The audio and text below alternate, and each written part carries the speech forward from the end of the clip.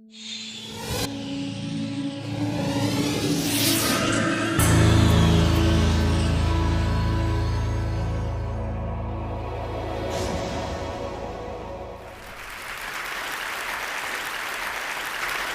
have spent the past few years putting myself into situations that are usually very difficult and at the same time somewhat dangerous. I went to prison. Difficult. I worked in a coal mine. Dangerous. I filmed in war zones.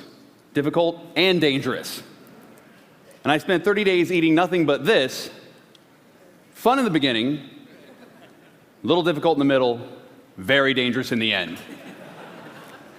In fact, most of my career I have been immersing myself into seemingly horrible situations for the whole goal of trying to examine societal issues in a way that make them engaging, that make them interesting, that hopefully break them down in a way that make them entertaining and accessible to an audience. So when I knew I was coming here to do a TED Talk that was going to look at the world of branding and sponsorship, I knew I would want to do something a little different. So as some of you may or may not have heard, a couple weeks ago I took out an ad on eBay. I sent out some Facebook messages, some Twitter messages, and I gave people the opportunity to buy the naming rights to my 2011 TED Talk. That's right, some lucky individual, corporation, for-profit or non-profit, was going to get the once-in-a-lifetime opportunity, because I'm sure Chris Anderson will never let it happen again, to buy the naming rights to the talk you're watching right now, that at the time didn't have a title, didn't really have a lot of content, and didn't really give much hint as to what the subject matter would actually be. So what you were getting was this: your name here presents my TED Talk that you have no idea what the subject is, and depending on the content could ultimately blow up in your face, especially if I make you or your company look stupid for doing it. But that being said, it's a very good media opportunity.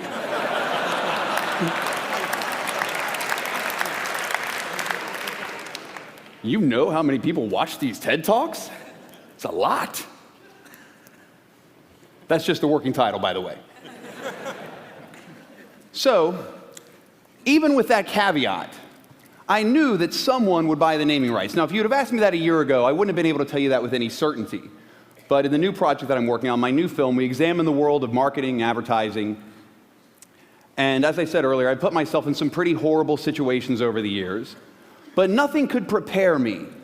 Nothing could ready me for anything as difficult or as dangerous as going into the rooms with these guys. You see, I had this idea for a movie.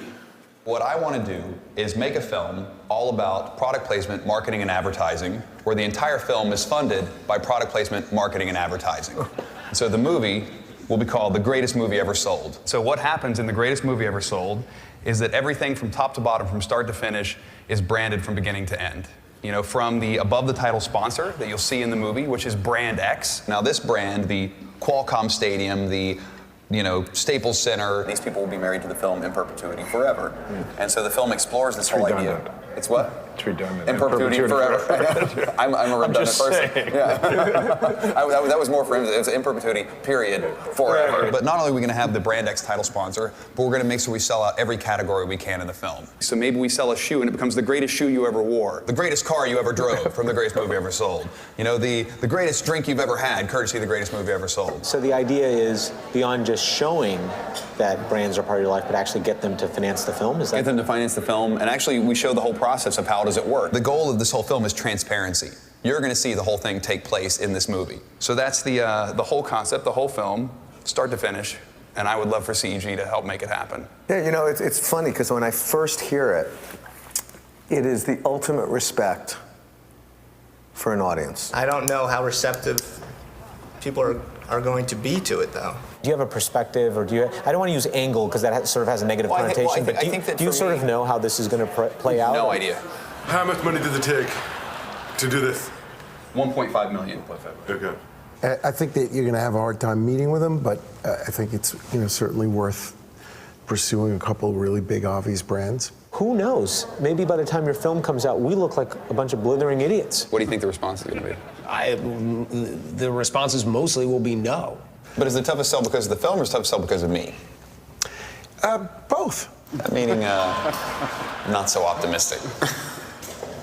So, can you help me? I need help. I can help. Okay. Good. Good. Awesome. We got to figure out which brands. Yeah. That's the challenge. When you look at like the people you deal with, We've got some places we can go. Okay. Okay. Turn the camera off. I thought turn the camera off meant let's have an off-the-record conversation. Turns out it really means we want nothing to do with your movie. And just like that, one by one, all of these companies suddenly disappeared. None of them wanted anything to do with this movie. I mean, I was amazed. They wanted absolutely nothing to do with this project. And I mean, I was blown away because I thought the whole concept, the idea of advertising was to get your product out in front of as many people as possible, to get as many people to see it as possible. Especially in today's world, this intersection of new media and old media and the fractured media landscape, isn't the idea to get that new buzzworthy delivery vehicle that's going to get that message to the masses. You know, that's what I thought. But the problem was, you see, my idea had one fatal flaw. And that flaw was this. Actually, no, that was not the flaw whatsoever. That wouldn't have been a problem at all. See, this would have been fine. But what this image represents was the problem. See, when you do a Google image search for transparency, this is...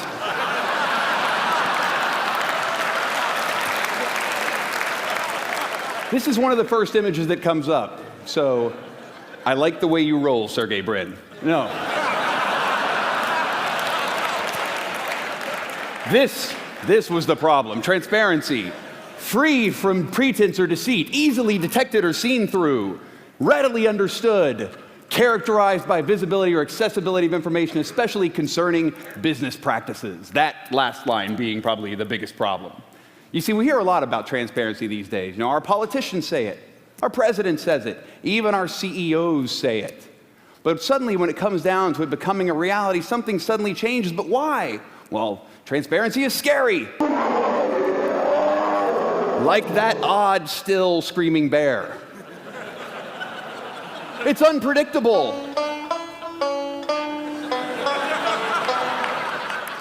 Like this odd country road. And it's also very risky. What else is risky? Eating an entire bowl of Cool Whip.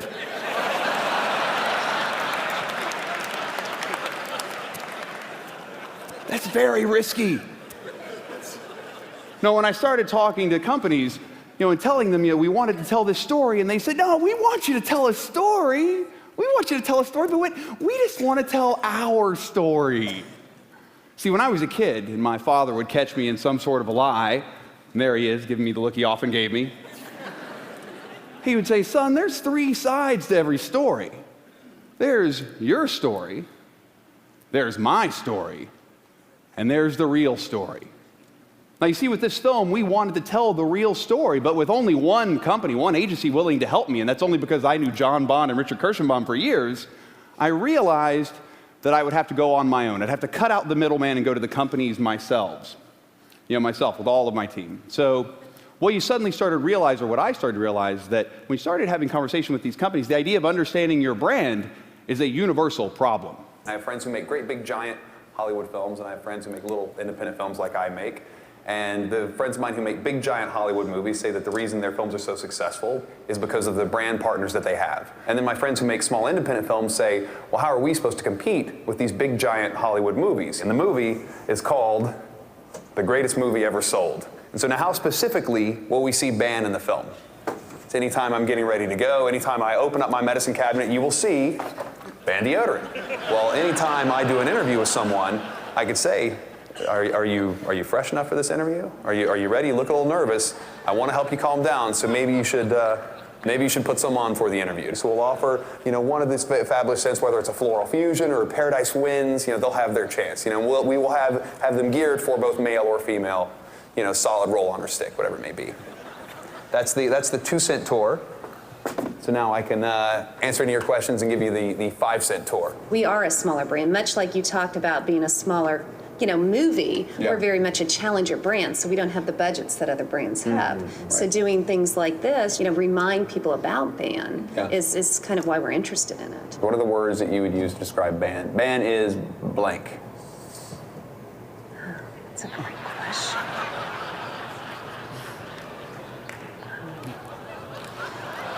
It's a superior technology. Technology is not the way you want to describe something somebody's putting in their armpit. We talk about bold, Yeah. fresh. Okay. I think fresh is a great word that really spins this category into the positive versus the fights odor and wetness. Right. It's keeps you fresh. Fresh How do all we day. keep you fresher longer, better freshness, more freshness, 3 times fresher, things like that that are more of that positive benefit. And that's a multi-million-dollar corporation. What about me? What about a regular guy? I need to go talk to the man on the street. The people who are like me, the regular Joes, they need to tell me about my brand. How would you guys describe your brand? My brand. I don't know, I like really nice clothes. 80s revival meets skater punk, unless it's laundry day. Right, what is brand Jerry? Unique. Unique. I guess what kind of genre of style I am would be dark glamour. I like a lot of black colors, a lot of grays and stuff like that, but usually I have an accessory like sunglasses or I like crystal and things like that too. If Dan were a brand, he might be a classic convertible Mercedes-Benz. The brand that I am is, I would call it casual fly. Part hippie, part yogi, part Brooklyn girl. I don't know. I'm the pet guy. I sell pet toys all over the country, all over the world, so I guess that's my brand. In my warped little industry, that's my brand. My brand is FedEx because I deliver the goods. Failed writer alcoholic brand? Is that something? I'm a lawyer brand. I'm Tom. Well, we can't all be brand Tom, but I do often find myself at the intersection of dark glamour and casual fly. And what I realized, I needed an expert. I need somebody who could get inside my head, somebody who could really help me understand what they call your brand personality. And so I found a company called Olsen Zaltman in Pittsburgh, who they've helped companies like Nestle, Febreze, Hallmark discover that brand personality. If they could do it for them, surely they could do it for me. You brought your pictures, right? I did. The very first picture is a picture of my family. And so tell me a little bit how it relates to your thoughts and feelings about who you are. These are the people who shape the way I look at the world. Tell me about this world. This world. Well, Yeah. I think your world is the world that you live in. Like the people that are around you, your friends, your family, the way you live your life, the job you do. Like all those things stemmed and started from one place. And for me, they stemmed and started with my family in West Virginia. What's the next one you want to talk about? The next one, this was the best day ever, How does this relate to your thoughts and feelings about who you are? is like, who do I want to be? I like things that are different. I like things that are weird. I like weird things. Tell me about the Y phase. What does that do for us? What is the machete? What pupa stage are you in now? Why is it important to reboot? What is the red represent? Tell me a little bit about that part. What is it about you that's not who you are? What are some other metamorphoses that you had? To be feared. What kind of roller coaster are you on? Thank you. Thank you. Yeah, thanks for your patience. Great job. Yeah. Thanks a lot. All right. Yeah. I don't know what's going to come of this. There was a whole lot of crazy going on in there. The first thing we saw was this idea that you had two distinct but complementary sides to your brand personality. The Morgan Spurlock brand is a mindful play brand. Those are kind of juxtaposed very nicely together, and I think there's almost a paradox with those, and I think some companies will just focus on one of their strengths or the other instead of focusing on both. Most companies tend to, and it's human nature, to avoid things that they're not sure of, avoid fear, those elements, and you really embrace those and you actually turn them into positives for you. It's a neat thing to see. What other brands are like that? The first one here is a classic, Apple, and you can see here too, Target, Mini from Mini Coopers, and JetBlue. Now there's playful brands and mindful brands, those sort of things that have come and gone, but a playful, mindful brand is a pretty powerful thing. A playful, mindful brand. What is your brand? If somebody asked you to describe your brand identity, your brand personality, what would you be? Are you an up attribute? Are you something that gets the blood flowing? Are you more of a down attribute? Are you something that's a little more calm, reserved, conservative? Up attributes are things like being playful, being fresh, like the Fresh Prince, contemporary, adventurous, edgy or daring like Errol Flynn, nimble or agile, profane, domineering, magical or mystical like Gandalf? Or are you more of a down attribute? Are you mindful, sophisticated like 007? Are you established, traditional, nurturing, protective, empathetic like the Oprah? Are you reliable, stable, familiar, safe, secure, sacred, contemplative, or wise like the Dalai Lama or Yoda? Over the course of this film, we had 500 plus companies who were up and down companies say no, they didn't want any part of this project. They wanted nothing to do with this film, mainly because they had no control. They would have no control over the final product. But we did get 17 brand partners who were willing to relinquish that control, who wanted to be in business with someone as mindful and as playful as myself, and who ultimately empowered us to tell stories that normally we wouldn't be able to tell, stories that an advertiser would normally never get behind. They enabled us to tell the story about neuromarketing as we got into telling the story in this film about how now they're using MRIs to target the desire centers of your brain for both commercials as well as movie marketing.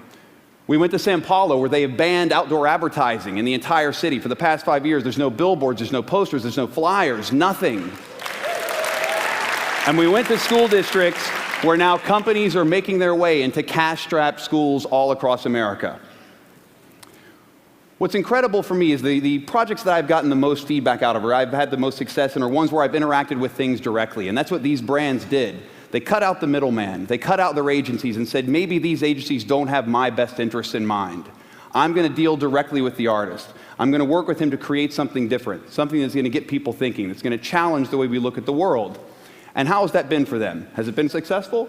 Well, since the film premiered at the Sundance Film Festival, let's just take a look. According to Burrell's, the movie premiered in January, and since then, and this isn't even the whole thing, we've had more than 900 million media impressions for this film. That's literally covering just like a 2.5-week period. That's only online, no print, no TV. The film hasn't even been distributed yet. It's not even online. It's not even streaming. It's not even been out into other foreign countries yet.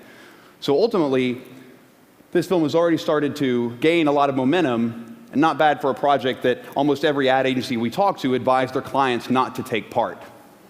What I always believe is that if you take chances, if you take risks, that in those risks will come opportunity. I believe that when you push people away from that, you're pushing them more towards failure. I believe that when you train your employees to be risk averse, then you're preparing your whole company to be reward challenged. I feel like that what has to happen moving forward is we need to encourage people to take risks. We need to encourage people to not be afraid of opportunities that may scare them. Ultimately, moving forward, I think we have to embrace fear. We've got to put that bear in a cage.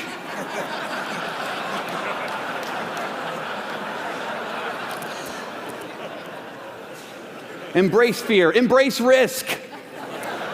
One big spoonful at a time, we have to embrace risk. And ultimately, we have to embrace transparency. Today, more than ever, a little honesty is going to go a long way. And that being said, through honesty and transparency, my entire talk, Embrace Transparency, has been brought to you by my good friends at EMC, who for $7,100 bought the naming rights on eBay.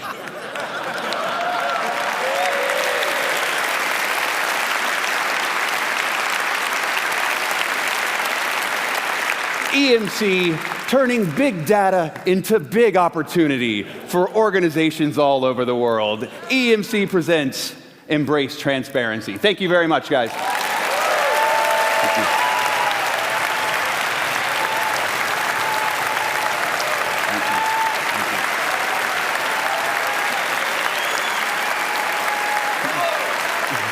So, Morgan, in the name of transparency, what exactly happened to that $7,100? That is a fantastic question. I have in my pocket a check made out to the parent organization of the TED Foundation, the Sapling Foundation, a check for $7,100 to be applied towards my attendance for next year's TED.